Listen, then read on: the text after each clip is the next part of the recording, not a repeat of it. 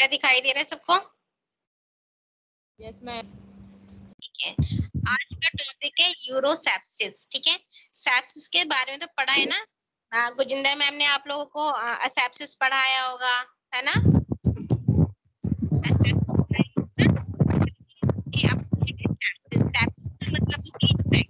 ठीक है, तो आज का टॉपिक हमारा है यूरोसेप्सिस। मतलब यूरो मतलब यूरिनरी ट्रैक और सेप्सिस मतलब इन्फेक्शन। ठीक है, तो urosepsis is sepsis with source localized to urinary tract. मतलब यूरिनरी ट्रैक में होने वाला जो इन्फेक्शन होता है उसे हम यूरोसेप्सिस कहते हैं। ठीक है, जैसे कि इसमें बताया कि यूरोसेप्सिस सेप्सिस मतलब जो यूरोसेप्सिस है वो एक तरीके इन्फेक्शन है विद सम लोकलाइज, जो विद सोर्स लोकलाइज, जिससे सोर्स जो है, जो इन्फेक्शन के सोर्स है वो कहाँ मिलते हैं?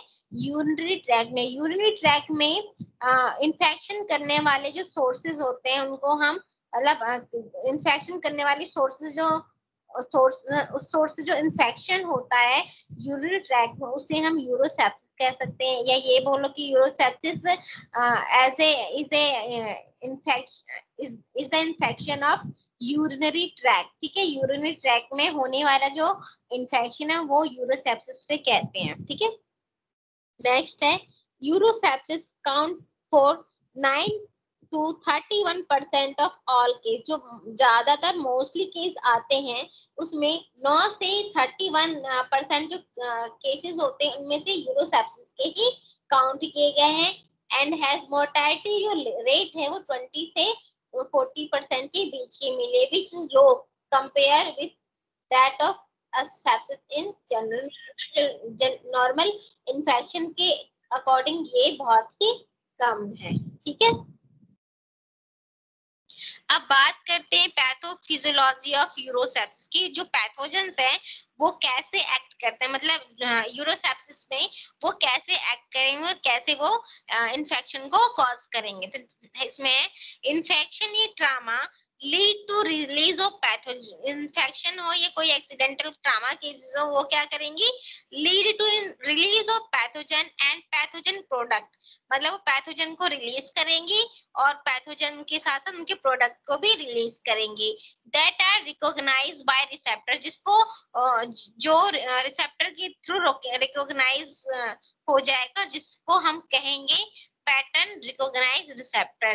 ठीक है, जिसको हम PRR मतलब पैटर्न रिकॉग्नाइज रिसेप्टर कहेंगे। ठीक है, these can modulate immune response.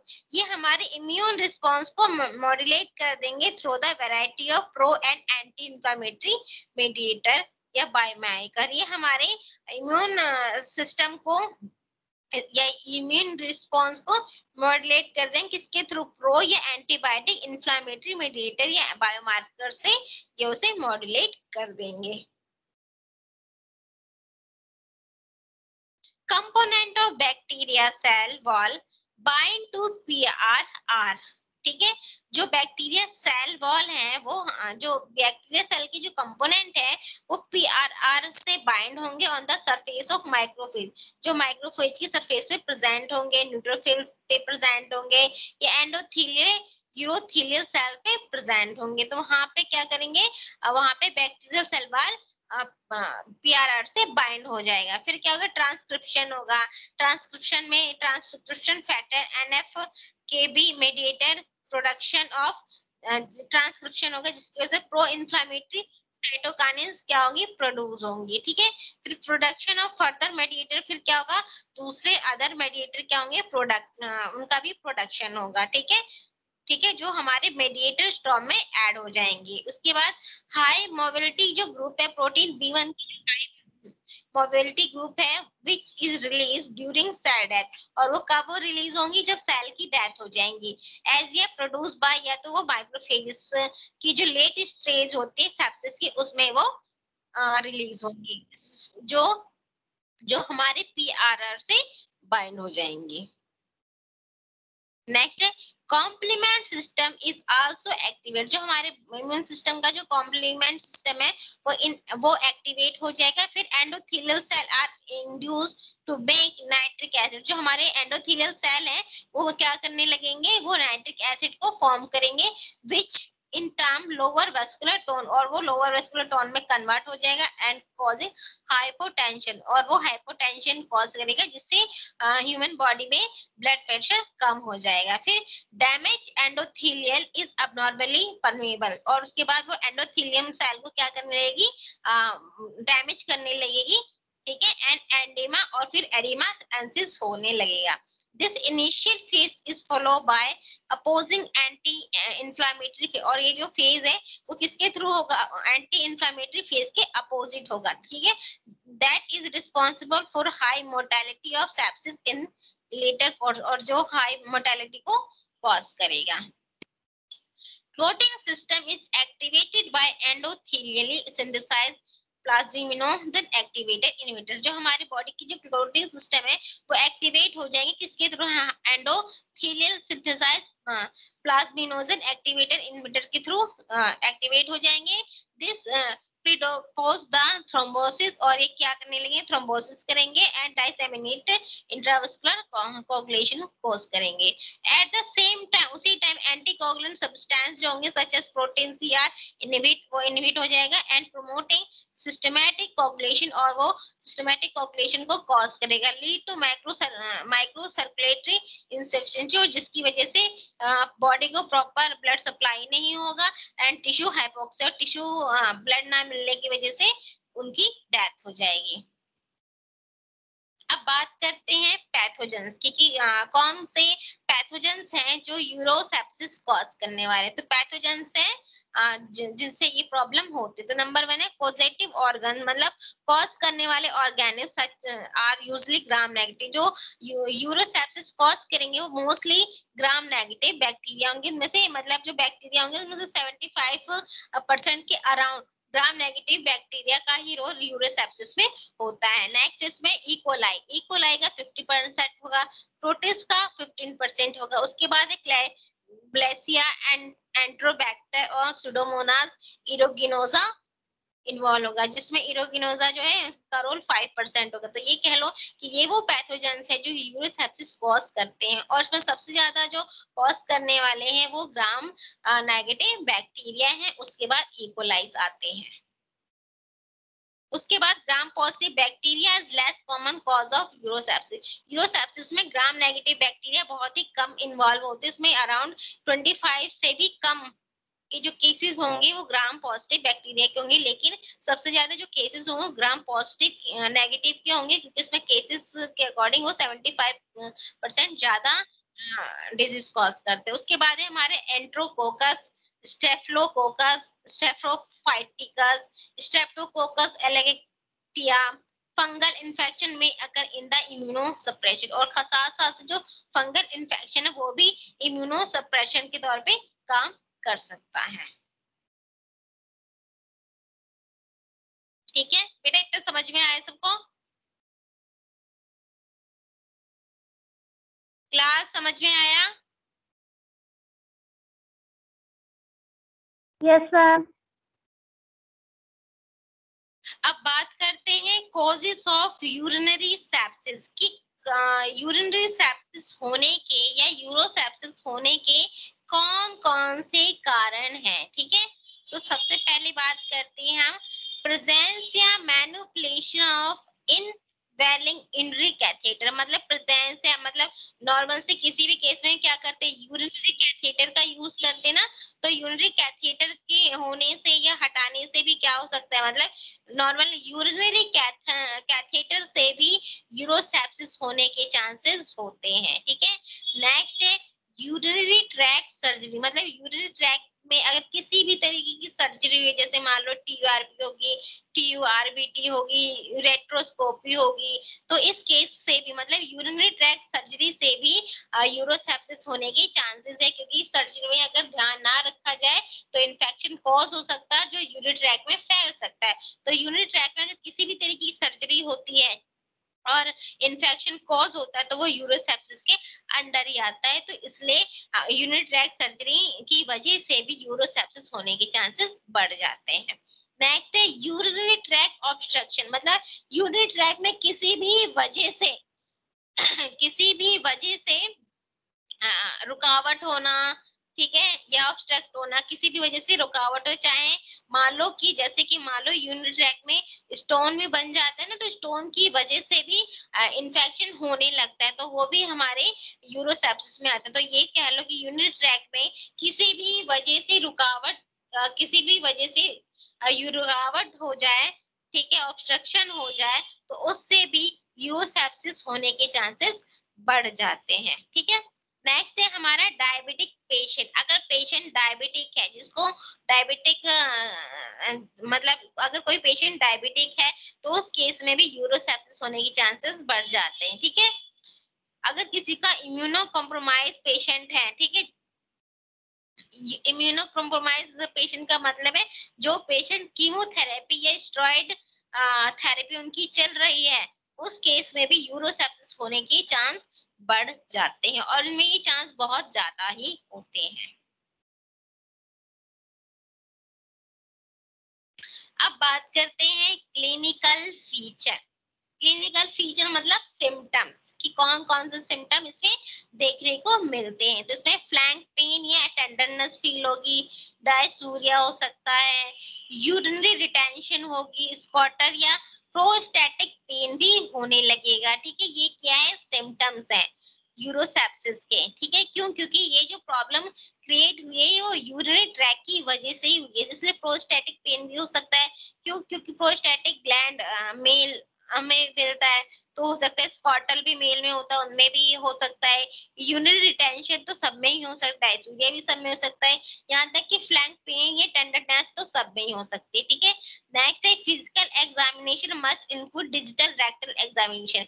इसमें क्या खास तौर से फिजिकल एग्जामिनेशन होना चाहिए, जो रेक्टल एग्जामिनेशन डिजिटल हुई हो तो, ठीक है। नेक्स्ट है टेंडरनेस इंडिकेट प्रोस्टेटाइटिस, जो अगर टेंडरनेस है तो उससे प्रोस्टेटाइटिस की चांसेस बढ़ जाते हैं, ये है इसका क्लिनिकल फीचर्स है। नेक्स्ट है फ्लक्चुएटिंग मास इंडिकेट प्रोस्टेट अपसेट। अगर फ्लक्चुएशन होता है यूरिनेशन में जो भी है, तो उस ये इंडिकेट लगाया जा सकता है कि प्रोस्टेट एब्सिस हो सकता है, ठीक है। नेक्स्ट है पल्पेशन ऑफ टेस्टिस। पल्पेशन का टेस्टिस में पल्पेशन हो जाए, टेंडरनेस हो जाए, या बहुत ज्यादा गर्म हो जाए, स्वेलिंग आने लगे, तो भी ये इसके सिम्टम है। मतलब ये कह रहे यूरोसेप्सिस से ये सिम्टम्स प्रोड्यूस होते हैं। अब बात आती है इन्वेस्टिगेशन। इन्वेस्टिगेशन को हम बोलते हैं डायग्नोसिस, कि अगर हमें किसी भी डिजीज का पता करना होता है तो हमें डायग्नोसिस करानी होती है। डायग्नोसिस में हम सैंपल लेते, टेस्ट लेते, जिससे हमें प्रॉपर ये पता चलता है कि वो डिजीज कौन सी है, हमारी बॉडी में कौन सा माइक्रोब्स है या कौन सी चीज ठीक है। तो इन्वेस्टिगेशन से पता करना होता है कि प्रॉब्लम कहाँ है, ठीक है। तो नंबर इसमें आता है FBC। FBC कह लो, FBC जिसमें क्या होगा, WBC जो काउंट होगा वो बढ़ जाएगा, और प्लेटलेट जो काउंट होगा वो कम हो जाएगा, ठीक है। FBC में ब्लड जो WBC का काउंट होगा वो बढ़ जाएगा और प्लेटलेट का काउंट लो हो जाएगा। फिर है आर्टेरियल ब्लड गैसेस, जिसमें क्या है, to identify hypoxia and presence of metabolic acidosis. Arterial blood gases की वजह से ये हमें आइडेंटिफाई होता है कि हाइपोक्सिया हुआ है या मेटाबॉलिक एसिडोसिस की प्रेजेंस के बारे में पता चलता है। नेक्स्ट है हमारा यूरिया एंड इलेक्ट्रोलाइट, मतलब यूरिया एंड इलेक्ट्रोलाइट जो है, इसमें ये इसमें हमें इस मतलब रीनल फंक्शन के बारे में पता चलता है कि हमारा जो रीनल फंक्शन है सही है या नहीं है। नेक्स्ट है हमारा ब्लड कल्चर, ठीक है। इसमें क्या है, antibiotic treatment should be begin only after blood culture have been draw. जब मतलब ये कह लो इसमें ब्लड कल्चर किया जाता है और उसके साथ साथ एंटीबायोटिक ट्रीटमेंट भी दिया जाता है। अगर ब्लड कल्चर में मान लो जैसे जैसे मैं समझाती हूँ, जैसे मान लो हमें ब्लड कल्चर करना, हमें ये पता करना है कि ब्लड में कोई बैक्टीरिया, कोई माइक्रोब्स तो नहीं, तो हम उसको माइक्रो लैब में ले जाके कल्चर करते हैं और साथ साथ उसी कल्चर में एक साइड में उसके अगेंस्ट एंटीबायोटिक भी रख देते हैं। अगर उस कल्चर में बैक्टीरिया की ग्रोथ हुई है, अगर बैक्टीरिया की ग्रोथ हुई तो हम ये देखिए वो कितना इफेक्ट है। अगर हमने मान लो कि कल्चर में अगर हमने एंटीबायोटिक डाल दी और उसमें ग्रोथ बिल्कुल नहीं हुई, तो इसका मतलब है कि वो एंटीबायोटिक उस बैक्टीरिया के लिए ज्यादा इफेक्टिव है। अगर एंटीबायोटिक रखने के बाद भी ग्रोथ बहुत बढ़ जाती, तो इसका मतलब है कि वो एंटीबायोटिक उस बैक्टीरिया के लिए यूजफुल नहीं है, वो उस पर कोई भी एक्ट नहीं कर रहा। तो इसलिए मेडिसिन नॉर्मली माइक्रो लैब में मेडिसिन का पता करने के लिए हम कल्चर करते हैं और साथ साथ उस कल्चर के साथ साथ एंटीबायोटिक भी रखा जाता है। एंटीबायोटिक की प्रेजेंस से पता चलेगा कि बैक्टीरिया की ग्रोथ होती है या नहीं है। अगर होती है तो जो मेडिसिन है वो बेअसर है, अगर ग्रोथ नहीं होती है इसका मतलब वो जो मेडिसिन है वो उस बैक्टीरिया के अगेंस्ट वर्क कर रहा है।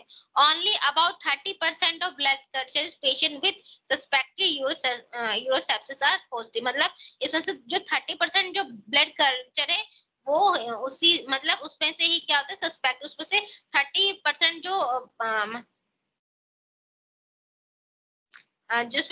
जो हम ब्लड कल्चर देते हैं उसमें से अराउंड 30% ही जो पेशेंट होंगे वो सेप्सिस पॉजिटिव होंगे, बाकी नहीं।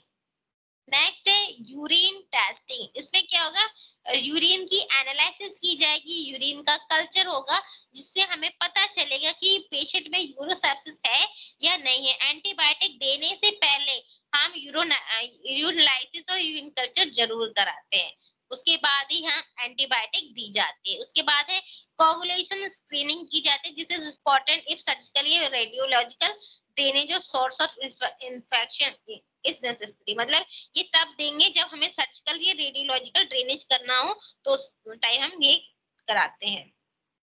नेक्स्ट आता है हमारा बायोमार्कर। ठीक है, बायोमार्कर इसमें है urosepsis can not be diagnose from biomarker alone.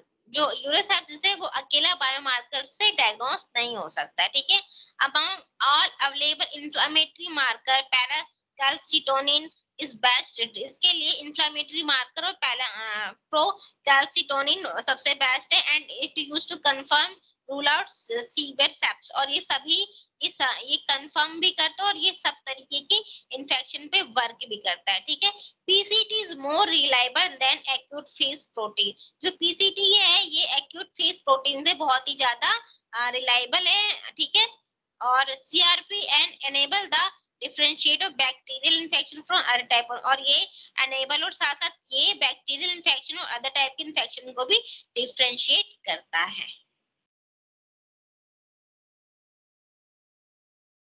अब है अल्ट्रासोनोग्राफी। अल्ट्रासोनोग्राफी क्या है, is imaging method for first choice because it's rapidly and wide availability.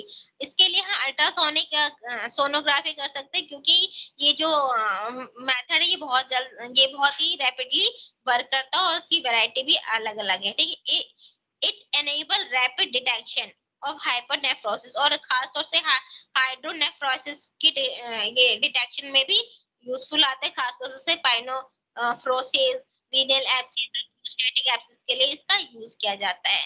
Next है सीटी।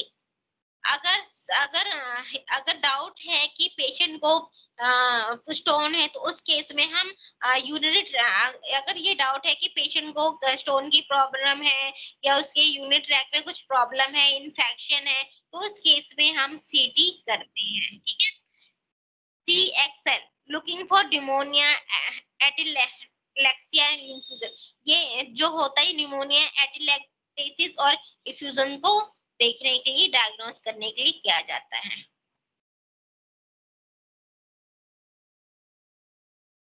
अब बात आती है मैनेजमेंट मॉडलिटी कि इसको कैसे मैनेज किया जाए। तो है respiratory stabilisation, IV fluid resuscitation, antibiotic administration, vasopressor, inotropic administration, red blood transfusion, glucocorticoid administration and anticoagulant के थ्रू हम इसको मैनेज कर सकते हैं। There are 3 category of treatment for urosepsis. Urosepsis की ट्रीटमेंट के लिए 3 कैटेगरी डिवाइड किए। नंबर 1 है cause directed, supportive and adjunctive. तो जो कॉज डायरेक्टिव इसमें क्या है, antibiotic treatment, elimination of foci of infection. इसमें हम क्या करते हैं, एंटीबायोटिक ट्रीटमेंट देते हैं और जिसकी वजह से हम जो बैक्टीरिया है उसको एलिमिनेट करने की कोशिश करते हैं। उसके बाद सपोर्टिव, इसमें क्या है, हीमोडायनेमिक और पल्मोनरी स्टेबलाइजेशन किया जाता है और एडजेंटिव में ग्लूकोकॉर्टिकॉइड्स दिए जाते हैं।